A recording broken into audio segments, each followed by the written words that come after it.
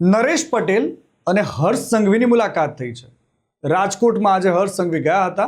બંધ બારણે અડધો કલાક સુધી બંને નેતાઓ વચ્ચે વાતચીત થઈ છે. નરેશ પટેલ સમાજના નેતા છે અને હર્ષ સંઘવી એ રાજ્યના ગૃહમંત્રી પણ છે અને નાયબ મુખ્યમંત્રી પણ છે. હવે ખોડલધામમાં કોઈ પણ નેતા જાય છે તો એમની બંનેની વચ્ચે વાતચીત થાય એમાં કોઈ બેમત નથી, પરંતુ આજે રાજકોટમાં નરેશ પટેલના ઘરે હર્ષ સંઘવી મળવા પહોંચ્યા. લગભગ અડધો કલાક જેટલું બંધ બારણે બેઠક થઈ. 2027ની વિધાનસભાની ચૂંટણી પહેલાની આ બેઠક રાજનીતિમાં અનેક વમળો લઈને આવી છે. નરેશભાઈ આને શુભેચ્છા મુલાકાત ગણાવી રહ્યા છે. નરેશભાઈ કહી રહ્યા છે કે તેઓ મારા ઘરે ચા પીવા માટે આવ્યા હતા, સામાજિક વાતચીત થઈ છે.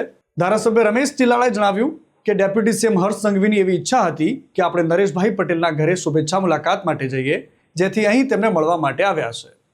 નરેશભાઈની નિવૃત્તિ એ તેમનો વ્યક્તિગત પ્રશ્ન છે, પરંતુ આ મુલાકાતને હું રાજકીય રીતે નથી જોતો. પરંતુ રાજનીતિના જાણકાર લોકો કહી રહ્યા છે કે નરેશ પટેલ દર વખતે ચૂંટણી પહેલા 1 વર્ષ 1.5 વર્ષ પહેલા આ જ પ્રકારે ચર્ચાઓ ગરમ કરે છે. થોડા દિવસ પહેલા જેમણે કહ્યું હતું કે હવે હું નિવૃત્તિ લેવાનો છું, મતલબ 2027ની ચૂંટણી પહેલા તેઓ નરેશ પટેલ રિટાયર થવાની વાત સંભળાઈ રહી છે.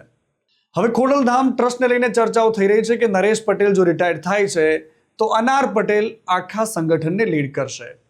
જોકે 2027માં કાગવડ સ્થિત ખોડલધામ મંદિરની પ્રાણ પ્રતિષ્ઠા મહોત્સવ લગભગ 10 વર્ષ બાદ થઈ રહી છે અને આ જ પ્રસંગે દશાબ્દી મહોત્સવ યોજાવાનો છે.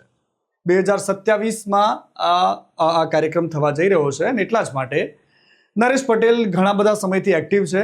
23 મે ખોડલધામ ટ્રસ્ટ કાગવડના ચેરમેન નરેશ પટેલે સર્વ સમાજને આમંત્રણ આપવા માટે માતાજીના અલગ અલગ રથને રાજકોટથી પ્રસ્થાન કરાવ્યું હતું.